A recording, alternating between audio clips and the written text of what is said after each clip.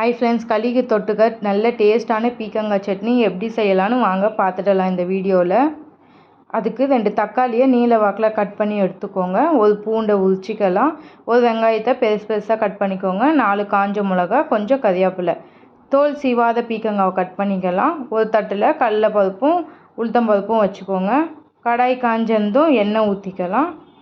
எண்ணெய் காஞ்சதும் நம்ம வச்சுருந்த கடலைப்பருப்பும் உளுத்தம்பருப்பும் நம்ம போட்டுக்கலாம். இது நல்லா வதக்கி விடுங்க. நல்லா ப்ரௌன் கலரில் வரட்டும். நல்லா இந்த கலரில் வந்ததும் நம்ம கட் பண்ணி வச்ச தக்காளி, வெங்காயம், பூண்டு எல்லாம் நம்ம சேர்த்துக்கலாம். இதை சேர்த்த உடனே பீக்கங்காவையும் சேர்த்துக்கோங்க. நல்லா வதங்கி வரட்டுங்க. ஒரு ஸ்பூன் உப்பு போட்டுக்கோங்க. தேவையான அளவு உப்பு, உங்களுக்கு எவ்வளோ எடுக்குறீங்களோ அதுக்கு ஏற்ற மாதிரி உப்பு போட்டுக்கோங்க. நல்லா வதங்கி வந்த அப்புறமா கொஞ்சோண்டு மஞ்சத்தூள் போட்டுக்கோங்க.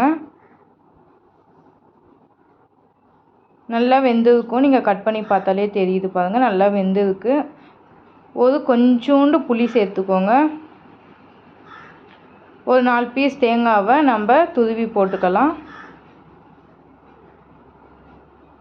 அவ்வளோதாங்க, ரெடி ஆயிடுச்சு. நம்ம இதை ஆற வச்சு அரைச்சிக்கலாம். இதுக்கு தாளிப்புக்கு ஒரு பாத்திரத்தில் எண்ணெய் ஊற்றிக்கோங்க. தேவையான அளவு கடுகு போட்டுக்கோங்க. கொஞ்சம் காஞ்ச மிளகாவும் கறிவேப்பிலையும் சேர்த்துக்கலாம். அரைச்சி வச்ச விழுதை போட்டுக்கோங்க. அவ்வளோதாங்க, சட்னி ரெடி. பார்த்தாலே தெரியும், நல்லா டேஸ்ட்டாக இருக்குங்க.